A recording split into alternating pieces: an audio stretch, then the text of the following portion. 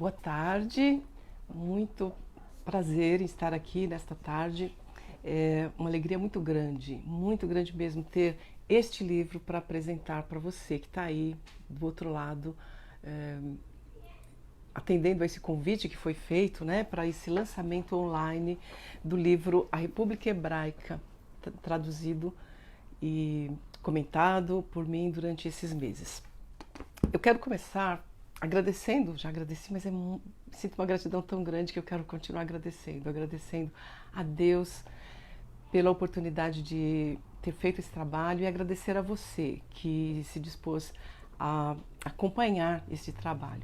Eu quero falar um pouquinho sobre a história deste livro. Se você procurar na internet o título The Hebrew Republic, você vai encontrar um livro que foi escrito em 2010 por um professor da Universidade de Harvard, professor Eric Nelson, e este livro não é o que eu traduzi. O professor Eric Nelson, ele escreve um livro sobre a República Hebraica, tentando explicar como é que o pensamento hebreu influenciou o pensamento político do século XVI e século XVII, XV, XVI e XVII na Europa.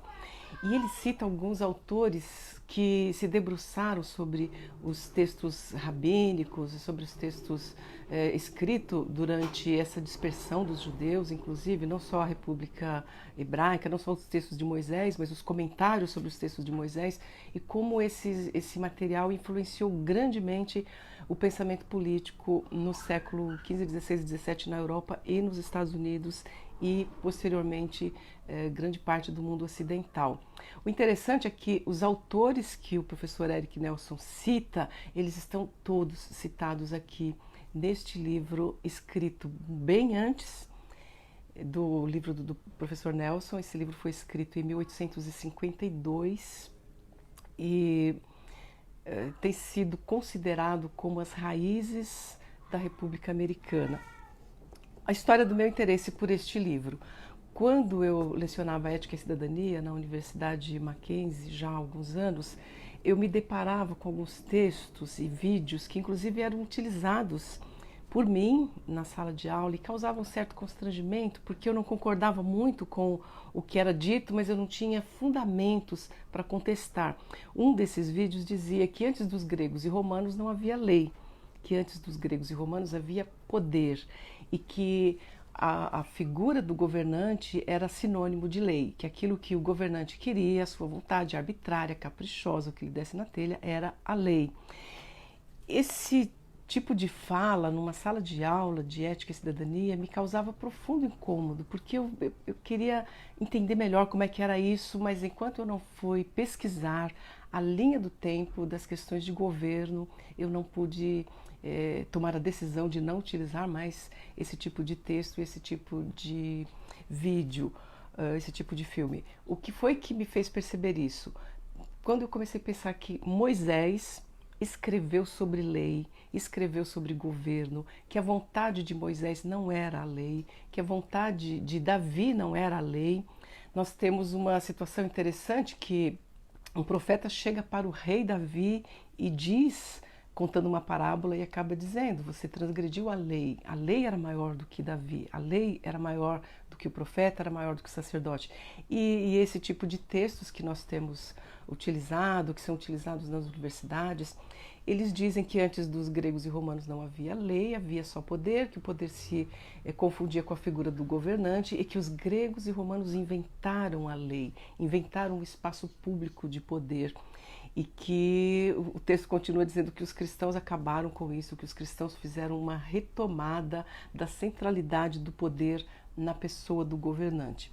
Bom, o livro A República Hebraica, do E.C. Wines, Enoch Colby Wines, mostra exatamente essa percepção que eu já tinha lá em 2003, 2004, 2005, da antecedência dos textos mosaicos em relação a esses textos gregos e romanos que são considerados como ponto de partida para a república representativa, para o governo que busca a valorização do povo. E ele traz esse esclarecimento com muita profundidade. Primeiro, a própria antecedência histórica, né? Esse texto foi escrito pelo menos 1000 anos antes dos textos gregos e romanos. E, além disso, a profundidade desse texto. Moisés é apresentado por Wines como um legislador. Em alguns momentos, no final do livro, ele se atreve a dizer que Moisés foi inspirado por Deus, mas durante todo o percurso do livro, ele apresenta essa percepção de um legislador, que é para ficar bem claro que Moisés, tendo sido instrumento de Deus, Moisés tendo recebido uma revelação de Deus, ou Moisés tendo inventado, tendo criado uma forma de governo, porque é um homem muito sábio, um legislador inteligente, sábio, de qualquer forma ele não tem sido tratado com a devida honra, com a devida justiça, porque ele não tem sido considerado como um legislador. E mesmo os cristãos olham para esses textos de uma forma devocional, de uma forma para aplicar na sua vida diária, mas não para entender as questões de governo. Alguns exemplos que eu gostaria de trazer do texto, para que nós possamos entender que profundidade que tem esse material, né? Se Moisés foi inspirado por Deus ou não, de qualquer forma é importante compreendermos a antecedência. Ele tendo sido inspirado por Deus, algumas pessoas diriam assim, essa forma de governo não deve ser estudado nas academias, nas escolas, porque é uma forma religiosa. Só que geralmente essas pessoas não acreditam na revelação, não acreditam sequer numa religiosidade diferenciada, não é?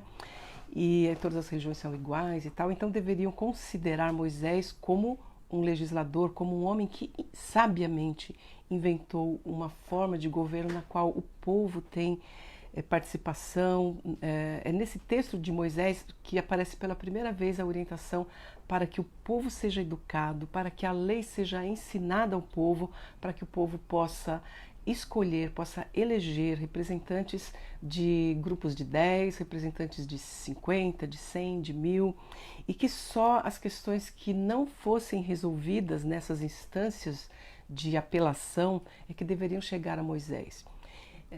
Essa é uma revelação fantástica de um homem que, se tivesse criado uma forma de governo para dominar o povo, ele jamais criaria essas instâncias de apelação, essas instâncias de justiça que aparecem tão claramente já no livro de Êxodo e no livro de Deuteronômio.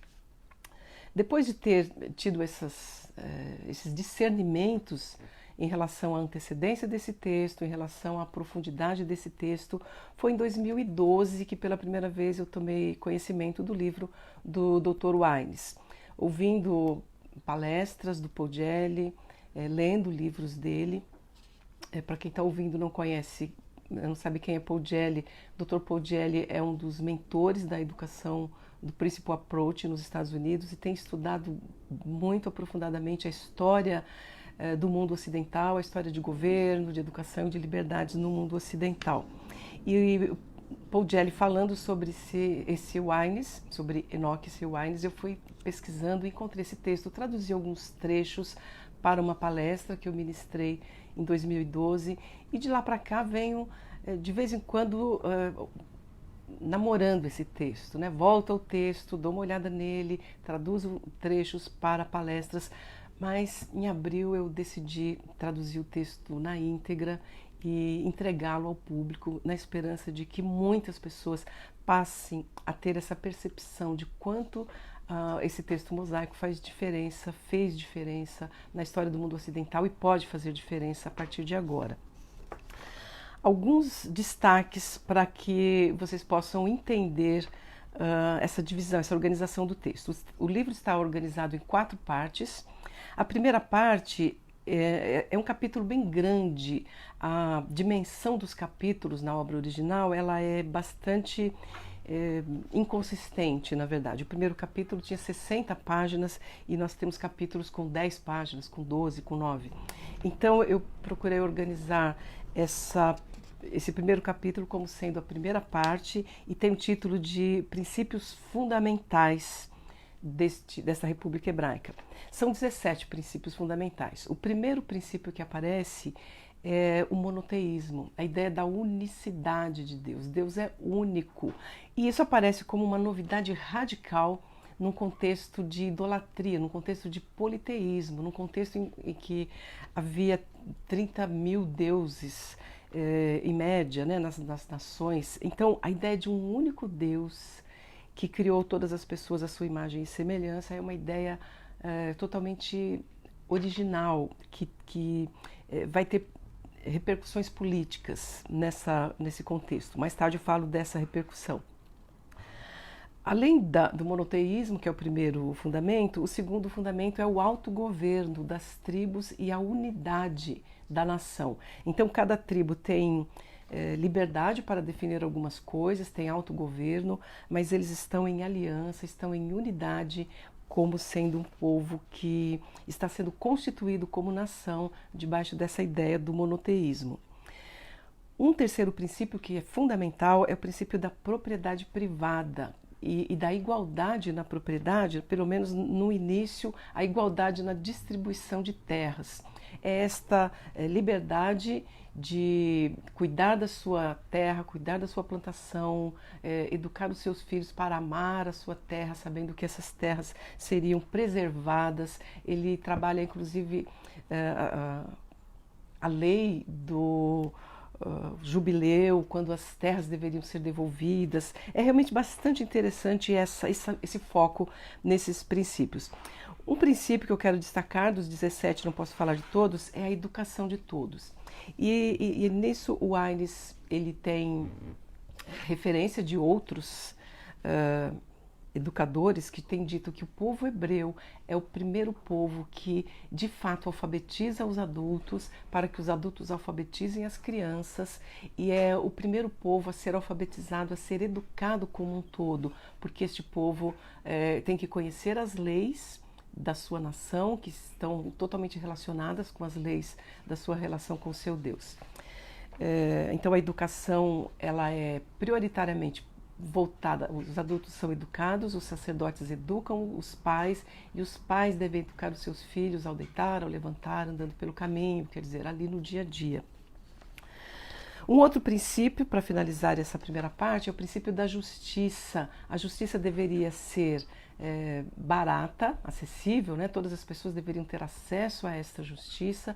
A justiça deveria ser rápida e os magistrados deveriam ser eleitos pelo povo. Por isso, essa centralidade ali no ensino da lei, para que as pessoas elegessem os magistrados conforme o caráter deles, e que esses magistrados recebem orientação muito clara para que não olhem a situação financeira do povo, mas que olhem com justiça, com neutralidade, com imparcialidade para as causas que são trazidas até eles.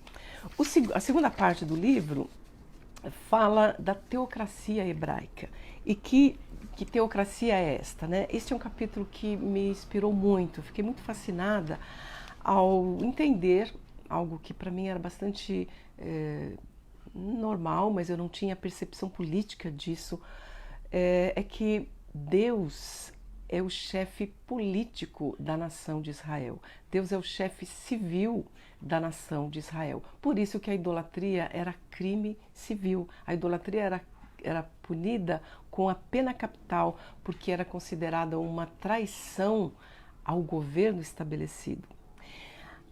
O Aines trabalha bem essa dimensão desta autoridade civil do Deus de Israel, quando ele diz que Deus não se apresenta como digno de ser adorado como o único Deus, porque Ele é o Criador de todas as coisas, porque Ele é o Criador de toda a terra. Não é com base na sua autoridade de Criador que Ele requer fidelidade do seu povo. Pelo contrário, Ele requer fidelidade como um chefe civil. Ele diz: eu vos tirei da terra do Egito, eu vos constituí um povo, eu fiz de vocês uma nação, portanto, vocês me devem essa honra como chefe civil. Esse capítulo que fala da teocracia hebraica, que fala da centralidade de Deus como o governante máximo da nação, ele traz algumas explicações muito interessantes sobre as punições que haviam em relação à idolatria e proibições de algumas coisas que, quando nós lemos no Antigo Testamento, nós ficamos com alguma dificuldade para entender por que é que Deus estaria preocupado, por exemplo, com corte de cabelo. Os homens não deveriam cortar o cabelo de certa forma, de forma arredondada, mistura de sementes, mistura de fios, não deveriam usar roupas de tecidos onde se misturava lã tiradas de animal e linho, né, tirado da vegetação. Por que essas proibições? O autor mostra com detalhes como todas estas práticas eram vinculadas a rituais idólatras. Por exemplo, ele comenta que uma das proibições é que não se deveria cozinhar o bezerro no leite da sua própria mãe. E ele explica que havia essa prática entre alguns povos daquela época de cozinharem um bezerro, né, recém-nascido no leite da mãe e aspergirem as plantações com esse leite como um ritual para que houvesse fertilidade, né, tanto nos campos quanto entre o rebanho.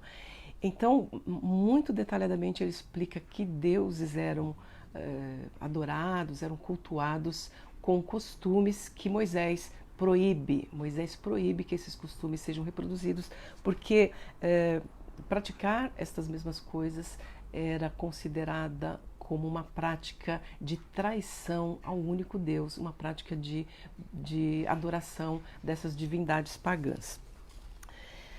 A terceira parte, uma visão geral da Constituição hebraica, e o autor ele faz uma explanação mais resumida aqui das diversas instâncias de governo, e na parte 4 ele já apresenta um aprofundamento de quais são essas instâncias de governo. Então nós temos como uma instância de governo apresentada na parte 3 e aprofundada na parte 4, de departamento de governo, o Supremo Magistrado, né, o Supremo Chefe da Nação, que assim que o povo foi tirado do Egito, esse chefe supremo é Moisés. Em seguida, quando ele morre, Josué está preparado para ser o seu sucessor. Mais tarde vem os juízes e só depois os reis.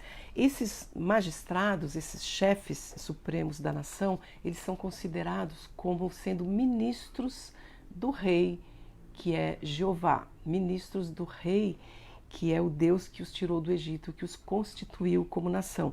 Eles são magistrados supremos, mas eles não são chefes totalitários, eles devem seguir aquela ordem de respeitar que nas comunidades onde houvesse 10 famílias, nas comunidades onde houvessem 50 famílias, 100 famílias, 1000 famílias, houvesse sempre essa hierarquia de outros juízes, julgando conforme a lei, e só seria levado a esse magistrado supremo aquilo que não fosse adequadamente compreendido. A pessoa que não tivesse sentido justificada, né? A sua causa não tivesse sido tratada com justiça, não estivesse satisfeita, é a palavra, com a forma como a justiça foi empregada, essa pessoa deveria recorrer. Então são as instâncias de poder, mas havia um supremo magistrado. Ele discute por que é que o livro de Juízes aparece às vezes como um livro que tem tantas desgraças acontecendo, né? Tantas calamidades, tantas coisas acontecendo, o que dá a impressão que esse período de Juízes foi um período de ausência de leis. Então ele faz uma conta, ele traz uma reflexão matemática dizendo que o que aparece nesses textos do livro de Juízes são períodos de turbulência, mas às vezes num único versículo aparece lá uma informação: e houve paz por 80 anos, e houve paz por 120 anos. Então nesse período de 120 anos em que as tribos e, por conseguinte, a nação estavam em paz, é porque essas leis estavam sendo aplicadas da forma como havia sido planejada nessa Constituição hebraica. Além do chefe supremo, do Supremo Magistrado, havia um Senado hebreu.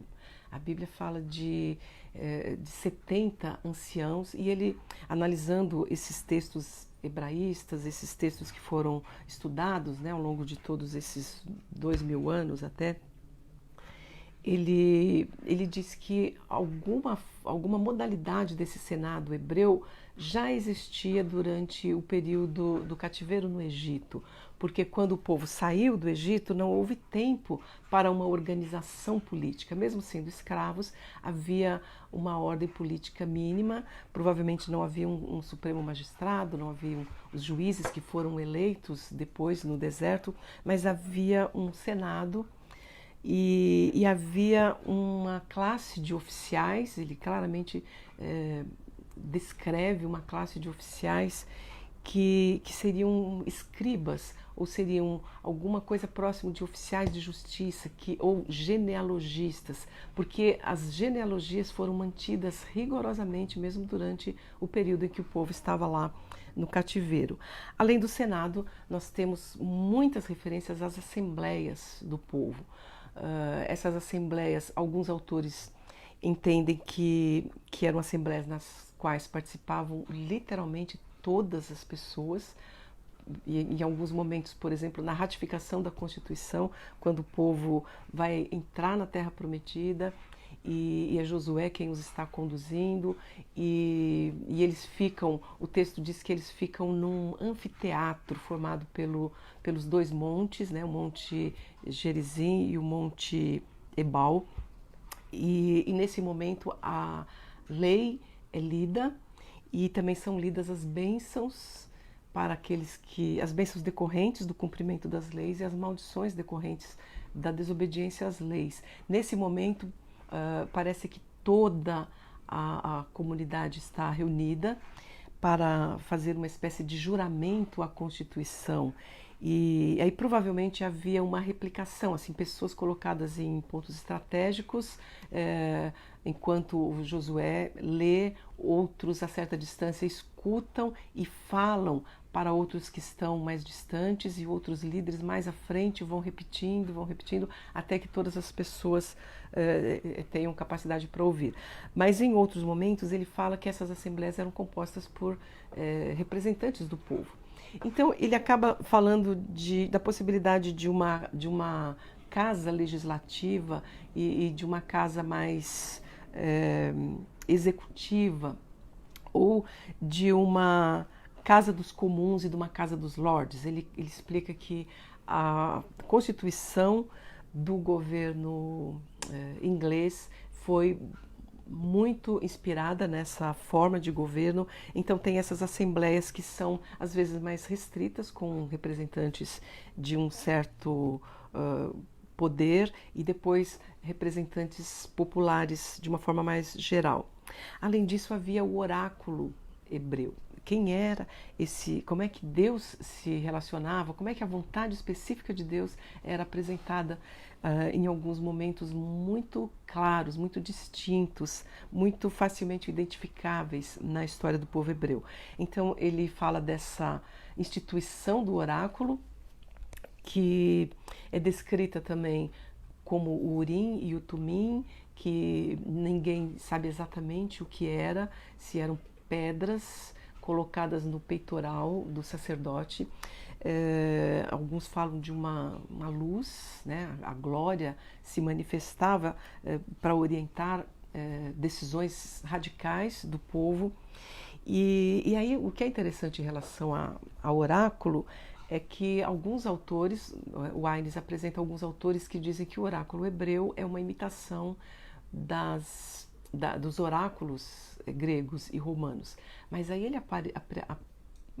apresenta uma fonte que para mim foi bastante surpreendente, né?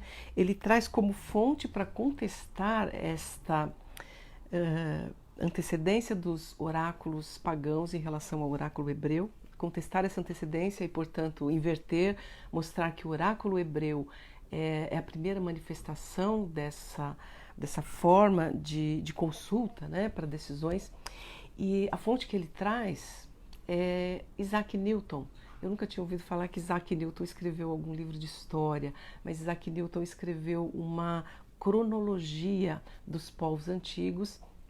E o Isaac Newton, ele diz que instituição do oráculo hebreu precede, em pelo menos 1000 anos, o surgimento do primeiro oráculo no contexto grego. Outra coisa sobre o oráculo, ele faz uma analogia, né? uma visão comparada do oráculo hebreu e dos outros oráculos, de como era simples consultar este oráculo e como era complicado e como era custoso, inclusive custava muito dinheiro a consulta aos oráculos que foram surgindo depois. Ainda nessa última parte, ele apresenta o papel dos sacerdotes na questão de governo e ele traz alguns autores que informam que Moisés criou uma república de sacerdotes na qual os sacerdotes tinham um grande poder. Ele contesta isso mostrando como isso poderia ser minimamente verdade se Moisés começou tirando do povo, tirando da tribo de sacerdotes a propriedade de terras, o poder que seria decorrente da propriedade de terras. Os sacerdotes não têm propriedade. Os sacerdotes, eles vivem dispersos pelas diversas tribos, eles devem se submeter aos governos das diversas tribos, das diferentes tribos, e eles devem ensinar a lei. Todo o sustento deles está vinculado à obediência a estas leis que eles mesmos devem ensinar. Então eles precisam ser zelosos no ensino dessa lei. Eles não podem inventar, eles não podem inventar leis que tragam benefícios para eles, eles devem ser fiéis a uma lei pré-existentes. Então há uma necessidade de fidelidade. E muitos eventos, inclusive durante o tempo dos juízes, acontecem como decorrência do povo não estar sendo bem educado nessas leis e os sacerdotes tanto têm responsabilidade nisso quanto sofrem as consequências disso. Ele cita, por exemplo, o caso de Mica, que é uma pessoa que cria um contexto religioso e contrata um sacerdote levita para fazer ritos religiosos de acordo com aquilo que ele acredita e não de acordo com a lei. Além dos sacerdotes, ele fala também dos profetas, o papel dos profetas. Os profetas eram aqueles que deveriam manter o povo alerta, manter o povo bem informado. Os sacerdotes também deveriam manter o povo bem informado, mas os profetas, eles têm um papel de ensino não oficial, não comprometido com essa tribo sacerdotal. Muitos profetas são levitas também, mas não necessariamente. E, por último, nós temos essa junção, né, de profetas, sacerdotes e esse Senado e esses supremos magistrados, quando há uma transição do período dos juízes para o período da monarquia. Ele fala período da república para o período da monarquia. Fica bastante clara a função aqui do povo. Fica bastante claro que mesmo o oráculo representando o Senhor, mesmo os sacerdotes, mesmo os magistrados, eles não têm a última palavra. O povo tem a última palavra, porque quando Samuel vai reclamar com Deus, porque o povo está pedindo um rei para ser iguais às outras nações, Deus diz para Moisés: você não deve ficar chateado, não é você que eles estão rejeitando, eles estão rejeitando a mim, mas o próprio Deus concede a eles o que eles estão pedindo, concede a eles a possibilidade deles elegerem um rei. Esse primeiro rei, assim como o segundo, eles são escolhidos por Deus, né? Saul, ele é ungido por Samuel, mas é o povo quem dá a última palavra. Saul, ele recebe uma unção especial, mas ele volta para cuidar dos seus animais. Aí existe um momento de uma certa divisão. Uma parte do povo aceita o governo de Saul, outra parte comenta que ele não está habilitado e não querem se submeter a ele. Saul continua a sua vida normal e Samuel não abre mão das suas prerrogativas de governo neste momento. Só mais tarde, quando há uma guerra, o povo de Gibeá se vê cercado pelos amonitas e Davi convoca, né? Ele usa uma linguagem de aliança, ele parte um animal, ele manda uma parte desse animal para cada uma das 12 tribos e as tribos então são convocadas e as tribos se unem e vão à guerra e Gibeá é liberto. Neste momento a autoridade de Saul é reconhecida, neste momento Saul é aclamado rei e nesse momento Samuel resigna o seu papel, a sua função governamental. Então é um dos momentos assim de bastante clareza da supremacia da vontade popular, da vontade de um povo que tem as suas assembleias, os seus juízes, as suas instâncias de governo, mas eles têm uma palavra definidora. Isso se repete no caso de Davi.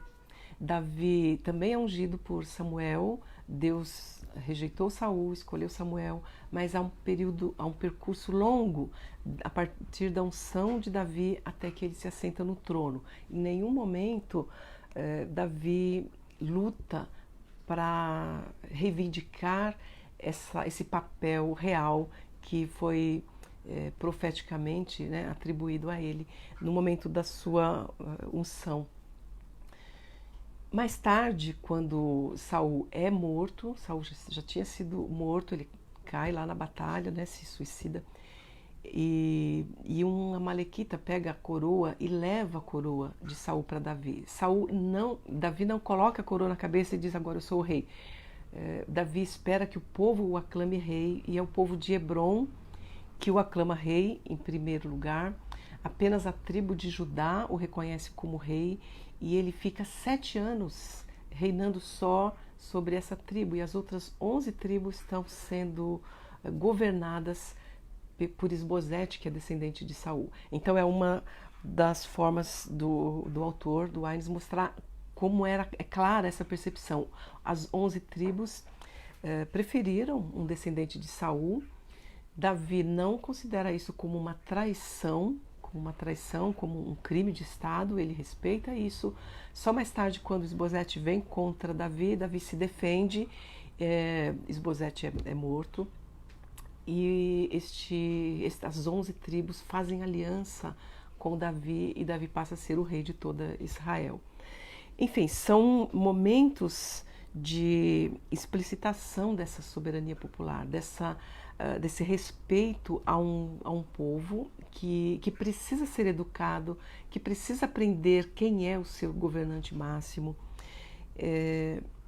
Voltando um pouquinho para o princípio de educação, né? Essa educação ela acontece através de memoriais. Então, quando as pedras são retiradas do Jordão e feito um memorial e é ensinado, é dito aos adultos: quando os seus filhos perguntarem que pedras são essas, vocês falarão que o Senhor os fez atravessar a pés enxutos, etc. As festas cerimoniais, né? As festas da cabana, as festas das primícias, todas essas festas eram oportunidades para fazer lembrado este povo de quem os constituiu como uma nação. Nestes cerimoniais, nessas celebrações, geralmente era apresentada uma linha do tempo da nação. Vocês devem lembrar o povo de que vocês foram escravos no Egito, que eu os tirei com mão poderosa, que vocês se rebelaram no deserto, e etc. Todos os momentos elevados, né, os momentos de maior destaque da nação deveriam ser ensinados com muita frequência. E por último, aqui a cada 7 anos, as assembleias deveriam ser reunidas, né? O povo deveria se reunir em assembleia para ratificar essa Constituição. A leitura da Constituição, a leitura da lei deveria ser feita e o povo deveria declarar a sua fidelidade a esta Constituição. Isso foi feito quando o povo voltou do cativeiro, quando Esdras coloca todo o povo e lê a lei, o povo se compromete. Isso foi feito novamente, anteriormente,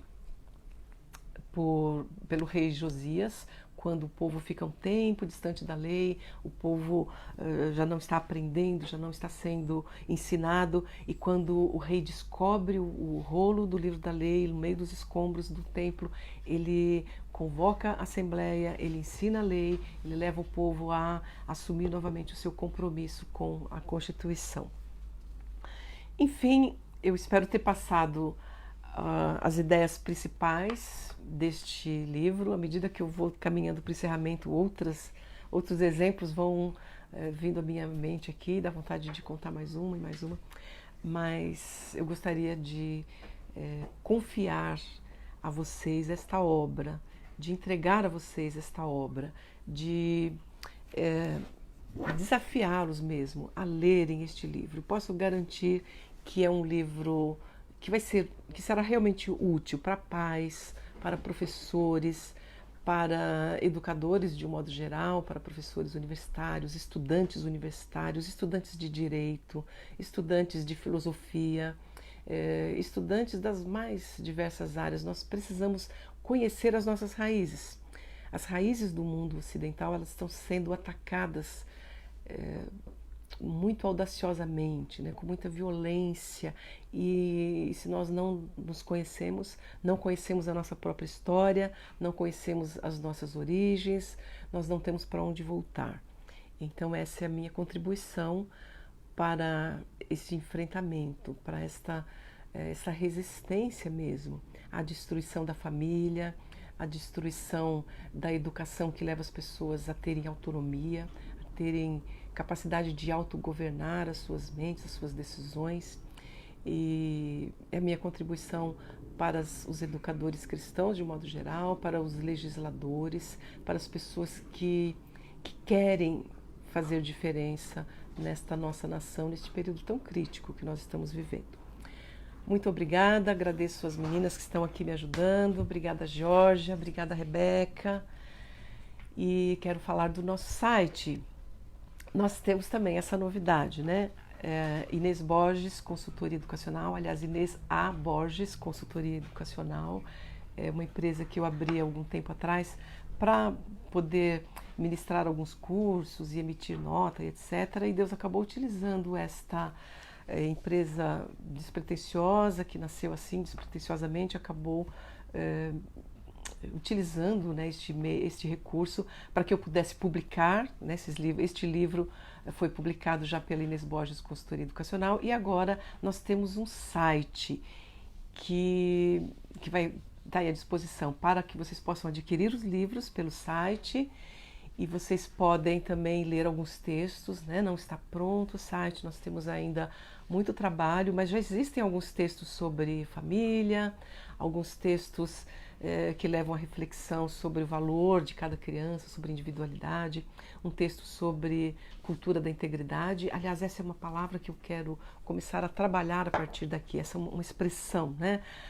A expressão cultura da integridade. Nós precisamos trabalhar por uma cultura da integridade em confronto, em oposição à cultura da corrupção, à cultura da destruição